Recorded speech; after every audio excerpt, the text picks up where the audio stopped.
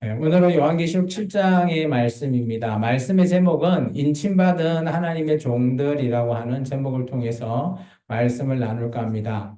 우리가 요한계시록 7장까지 왔는데요. 한번 정리를 해보면 요한계시록은 크게 세 가지죠. 그죠? 그죠? 그 당시 요한이 있을 그 당시 1장 같은 경우는 그래서 요한이 밤모섬에 유배되고 그 당시에 밤모섬에서 에베소 교회에게 이 편지를 보내게 되는 그 당시 상황, 그리고 그때 정말 도미티아누스의 그 황제 로마 황제의 2차 박해로 말미암아 떨고 있는 아시아의 일곱 교회를 향해서 편지를 보내게 됩니다. 그것이 2장과 3장의 내용이죠. 그러면서 그 각 교회에게 얘기하죠. 너희들이 잘한 거는 칭찬하는데 잘못한 것은 또 책망을 받는 그런 부분을 말하고 있죠. 그러면서 이런 말로 꼭 끝을 맺죠. 귀 있는 자는 들을지어다. 왜 그럴까요? 그 말을 듣고 깨닫고 변화되기를 원한다라고 바울은 요한은 사도 요한은 얘기하고 있습니다. 그리고 나서 이제 4장과 5장은 그죠? 가만히 사도 요한이 있는데 하늘에서 올라와라 했을 때 올라갔을 때 하나님과 그 보좌에 있는 24장로 앞에 하나님에 있는 케투빈 그죠? 네 명이 있고 그리고 모든 천사들이 있어서 하나님 앞에 영광을 드리는 모습.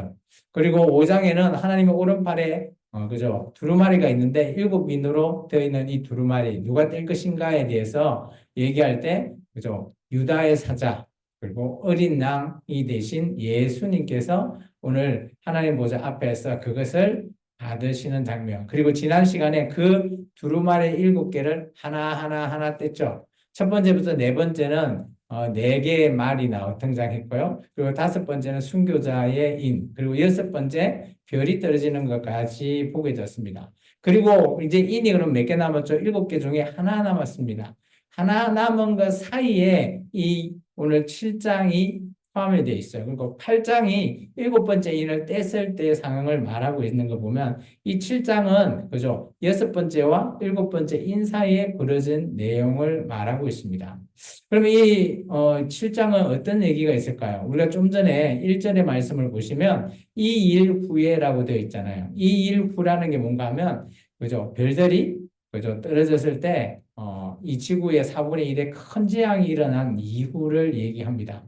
그리고 나서 오늘 그때 천사들이 이렇게 그런 부분들을 보고 있는데 요한이 그 네 천사 외에 또 다른 천사를 봤는데 이게 이제 아까 얘기했던 하나님의 그 인을 가지고 또 큰데 올라가서 땅과 바다 그러면 땅과 바다라면 이 지구의 땅 바다면 온 세상을 얘기하는 겁니다. 온 세상에 이런 말로 하죠. 해롭게 할 권세를 받은 그 천사가 향해서 큰 소리를 외치는데 어떻게 되는가 하면 하나님의 종들의 이마에 인치기까지 아직 해하지 말라라는 겁니다. 그렇다면 이 여섯 번째 인의 이 인치는 것까지 이후에 일곱 번째 인이 떼어질 때까지 전까지는 하나님의 종들의 이마에 인을 친다라는 그런 표현이 있습니다.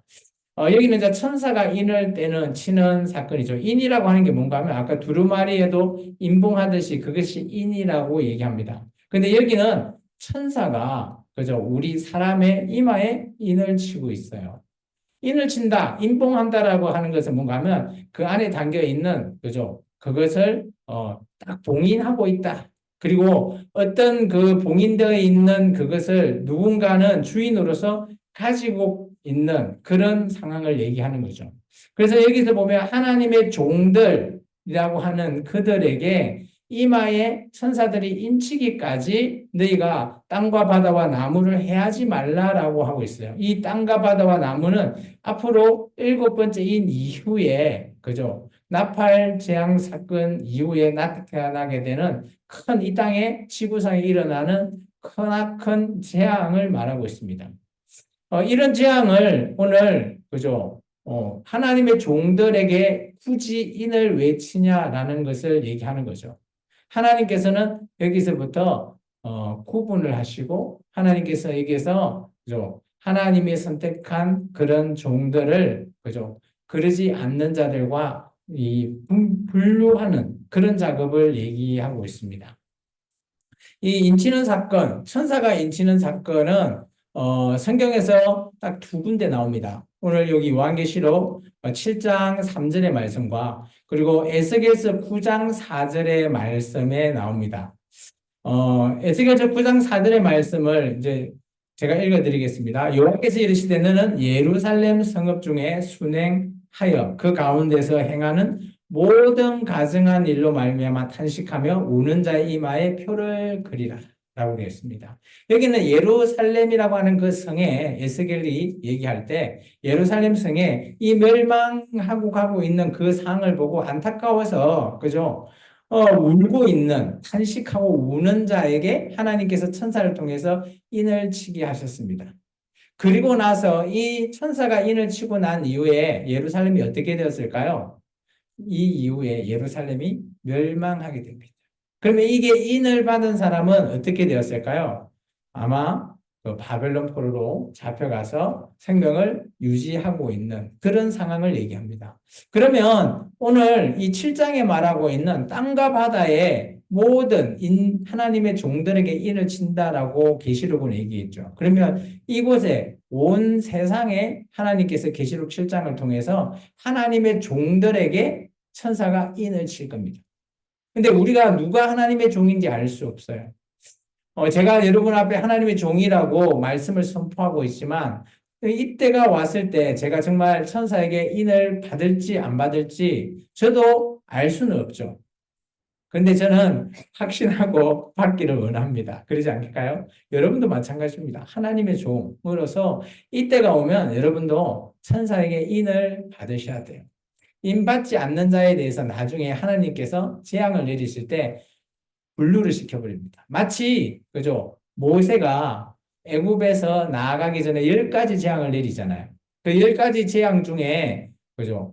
그 이스라엘 민족도 처음 재앙부터 한 3가지 재앙인가요? 그때까지는 그죠?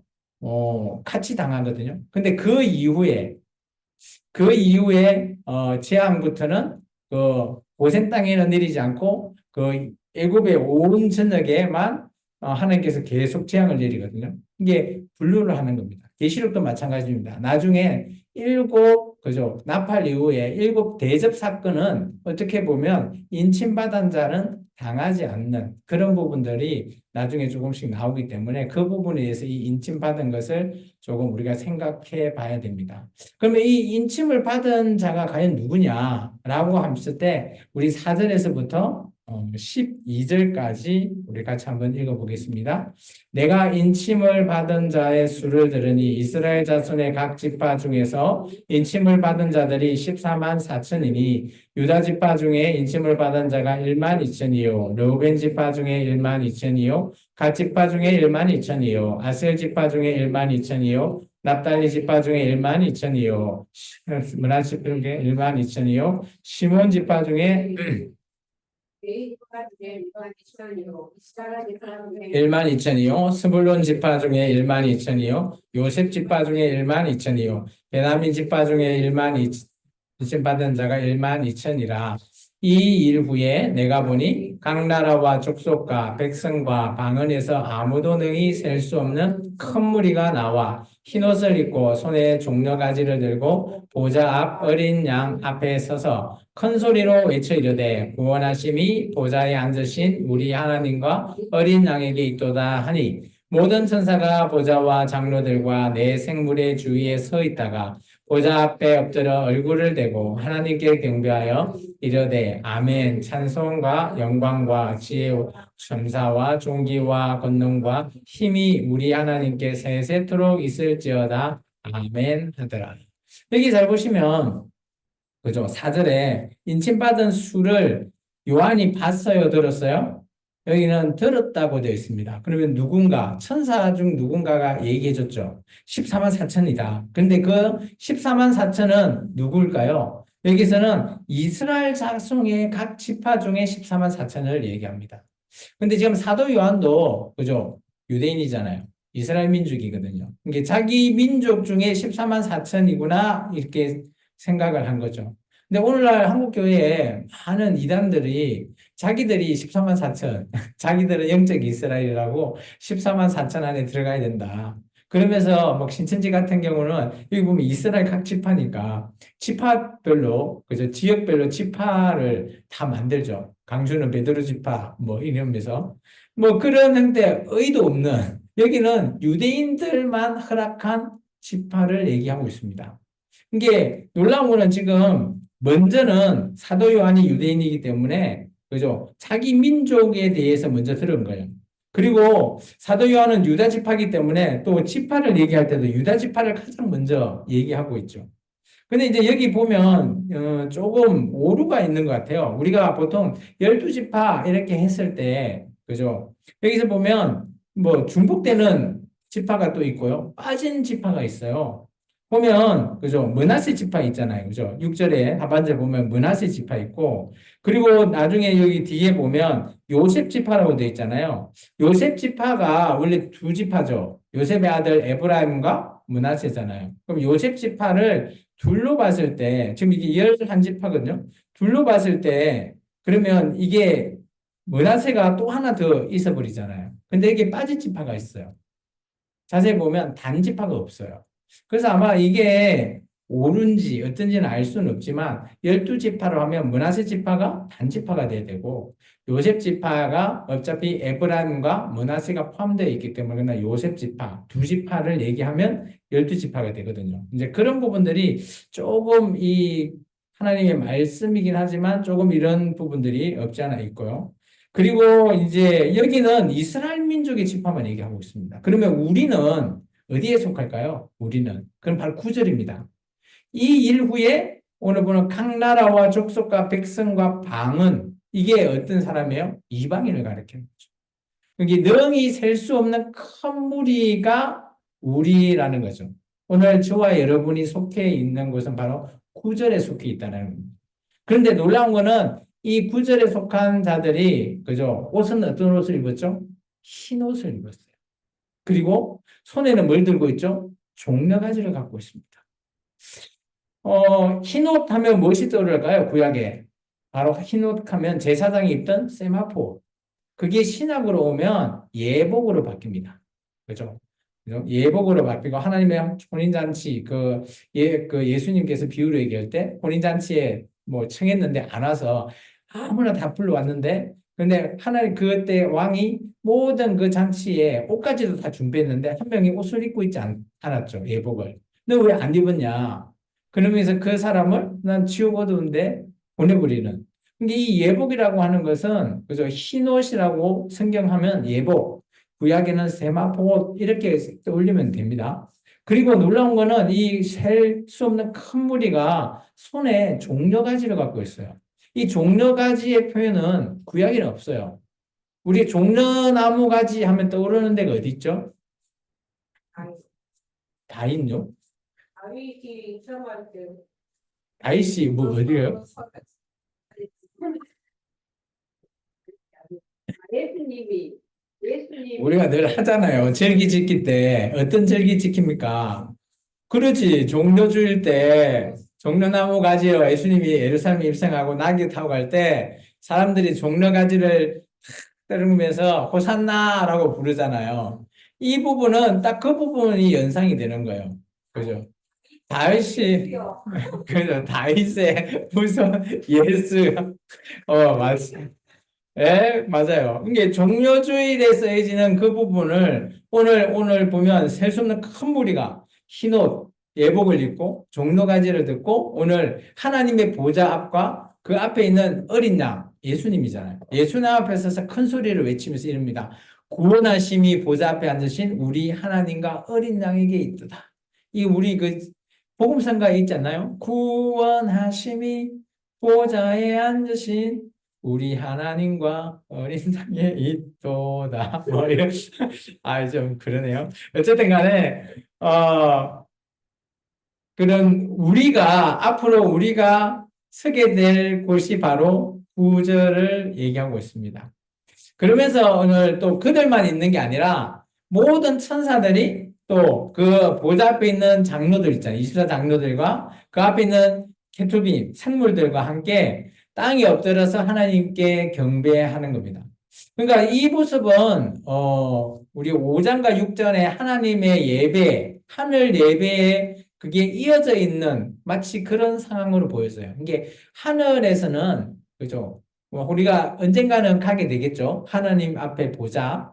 그 가게 되면 그곳에서는 늘 하나님을 경배하고 찬양하고 감사하고 이런 일만 있는 것 같이 표현을 하고 있어요. 그러면서 아멘, 아멘 하면서 하나님께 영광을 드리는 것 같습니다. 이 땅에서 보면 사도 요한이 봤을 때 땅에서 인마전 유대인 14만 4천 각 지파별로 그리고 저 하늘에 셀 수 없는 큰 물이 그런 자들이 있다라고 말하고 있습니다. 그러면서 오늘 임침받은 그런 종들 그들은 과연 누구냐 궁금해서 장로 중 하나가 얘기해 줍니다. 13절부터 15절까지 같이 읽을까요? 장로 중 하나가 응답하여 나에게 이 흰옷 입은 자들이 누구며 또 어디서 왔느냐? 내가 말하기를 내 주여 당신이 아시나이다 하니 그가 나에게 이르되 이는 큰 환난에서 나오는 자들인데 어린 양의 피에 그 옷을 씻어 희게 하였으니라. 그러므로 그들이 하늘의 보좌 앞에 있고 또 그의 성전에서 밤낮 하나님을 섬기매 보좌에 앉으신 이가 그들 위에 장막을 치시리니 여기까지요. 15절까지요.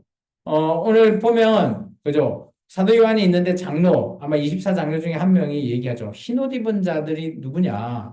그리고 그들이 어디서 왔느냐라고 말해줘. 이게 이제 사도 요한은 당신이 당연히 알지 않습니까? 라고 했을 때 이게 왜 이런 제스처를 취했는지는 알 수 없지만 장로가 얘기해 주죠. 이게 장로가 몰라서 물은 게 아니라 요한에게 이렇게 그 흰옷 입은 자에 대해서 자세히 좀 가르쳐 주기 위해서 질문을 던진 것 같아요. 그때 장로가 이렇게 얘기합니다. 저 흰옷 입은 자는 큰 환난에서 나온 자들이다. 큰 환난이라는 것은 아까 얘기했지만 우리가 여섯 번째 인까지 떨어졌을 때 그것을 이기고 살아남은 그 자들을 얘기하고 있죠. 그들은 어떻게 한가 하면 어린 양의 피에 그 옷을 씻어 희게 했다. 여러분, 피는 어떤 색깔입니까? 빨간색이죠. 그런데 그게 우리가 하얀색 옷을 그래서 씻으면 어떻게 될까요? 색깔이 빨개져야 되잖아요. 근데 여기 표현은 어떻습니까? 그 옷을 씻었을 때 희게 됐다고. 좀 맞지 않지 않나요? 우리 생각에는? 근데 여기서 말하는 것은 바로 구약의 말씀을 인용한 말씀입니다. 이것은 뭔가 하면 예수님의 그 피로 말미암아 씻김을 받는다라는 의미가 우리가 청결해지고 거룩해진다라는 것을 의미하고 있습니다. 그래서 여기서 흰옷 입은 자라고 하는 자들은 그죠? 아까는 우리가 보면 이 땅에서 인침받은 자 중에 이 땅에 각 지파별로 14만 4천 그리고 또 다른 셀 수 없는 큰 무리 이방인들이 나눠서 구분이 됐지만 이제 흰옷 입은 자 이게 전체가 이방인 플러스 유대인들을 다 아울러서 오늘 말하고 있습니다. 그렇다면 지금 이 표현이 뭔가 하면 인침을 받은 자는 하나님 앞에 유대인뿐만 아니라 이방인까지도 포함되어 있다라는 것을 말하고 있습니다. 그래서 오늘 우리가 씻어 희게 된다라는 표현은 구약의 말씀을 인용해 온 겁니다. 그것은 바로 속죄를 가리키는 거죠. 시편 51편 7절에는 이렇게 되어 있습니다. 제가 읽어 드릴까요? 우슬초로 나를 정결하게 하소서. 내가 정하리니 나의 죄를 씻어 주소서. 내가 눈보다 희리다. 이런 표현으로 정결이라는 뜻으로 씻음을 받으면 희게 된다라는 의미를 이들은 관용어구처럼 알고 있다라는 거죠. 그리고 이사야서 1장 18절 우리가 잘 아는 말씀입니다. 여기서 말씀하실 때 오라 우리가 서로 변론하자. 너희 죄가 주홍 같을지라도 눈과 같이 희어질 것이고 진홍같이 붉을지라도 양털같이 희게 된다. 어떻게 되면 오늘 예수님으로 말미암아 이 모든 것들이 이루어진다라는 것을 얘기하고 있죠. 다니엘서 11장 35절은 이렇게 얘기합니다. 또 그들 중에 지혜로운 자 몇 사람이 몰락하여 무리 중에 연단을 받아 정결하게 되며 희게 되어 마지막 때까지 이르게 하리니 이는 아직 정한 기한이 남아있다. 이게 정결한다라는 뜻으로 희다라고 하는 그런 관용어구를 계속해서 구약 성경에서 쓰고 있습니다.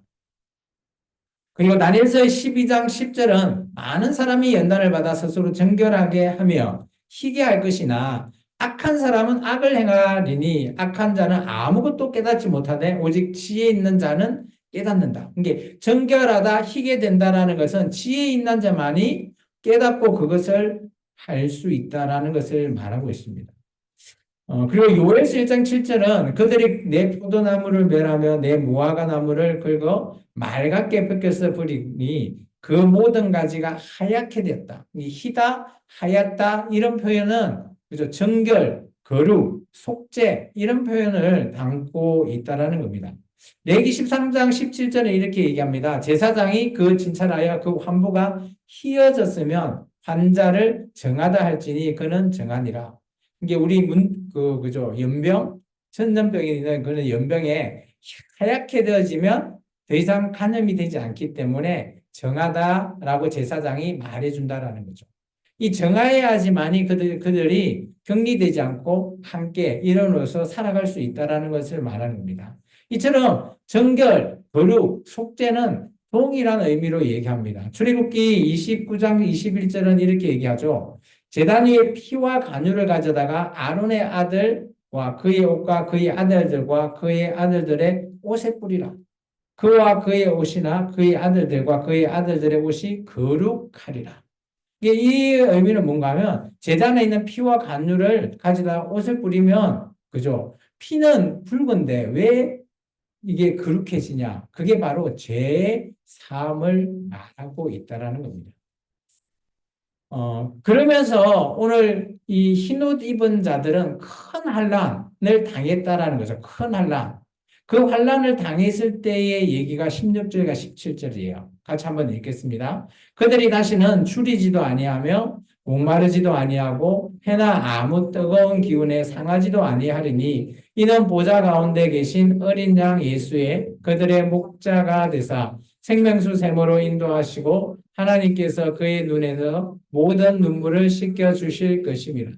그래서 그들은 아까 흰옷 입은 자들은 큰 환란, 아까 얘기했죠? 큰 환란에서 오늘 말하고 있어요. 14절에 큰 환란에서 나왔다. 그것은 나왔다라는 것은 이겼다라는 걸 얘기합니다. 그럼 보면 크게 큰 환란은 여기서 말하는 것은 네 가지 같아요. 첫 번째, 아까 얘기했던 줄이지도 않는다. 나중에 이긴 자들한테 주는 어떻게 보면 예수님께서 주시는 큰 위로 그리고 소망 또한 선물이 될 수 있죠. 근데 큰 환란 때 그러면 이들이 어떻게 당했냐? 줄이지 않는다라고 하면 줄였다는 거죠. 그리고 목마르지 아니하게 해주겠다. 목말랐다라는 겁니다. 그리고 해나 뜨거운 곳에 상했답니다. 그리고 늘 눈물로서 밤을 지새운 것 같아요. 이제 이런 모든 것들을 내가 다 그죠? 내 이긴 자에게 그런 것을 신원해준다라는 의미로 말하고 있는 겁니다. 그렇다면 오늘 예수님 앞에 흰옷을 입은 자는 오늘 저와 여러분도 마찬가지. 흰옷 입은 자, 언젠가는 흰옷 입은 자로 예수님 앞에 서게 되어야 될 줄 믿습니다. 오늘 말씀을 이제 끝맺을게요. 제가 대표해서 읽겠습니다. 안 보이니까. 인침받은 하나님의 종들은 어린 양의 피로 씻은 흰옷을 입고 어린 양이 어디로 인도하든지 따라가는 자들이 하나님의 택함 받은 백성입니다. 우리의 삶을 온전히 주님께 드립시다. 이게 우리가 하나님의 종으로서 흰옷을 입고 하나님께서 어디로 인도하든지 따라가는 그런 백성으로 살아갈 때 오늘 주님께서 우리에게 아까 인침받은 하나님의 종으로 오늘 우리를 택해 주실 줄 믿습니다. 우리의 삶이 정말 힘들고 어렵지만 우리가 큰 환난이 있을지언정 주님을 따라간다면 오늘 우리의 삶은 온전히 주님께 드리는 삶, 그 삶으로 말미암아 우리가 언젠가는 주님을 만나서 주님과 함께 영원한 생명력 잔치에 참여되는 저와 여러분이 되시기를 주의 이름으로 축원합니다. 기도하겠습니다. 사랑해 주님 감사합니다.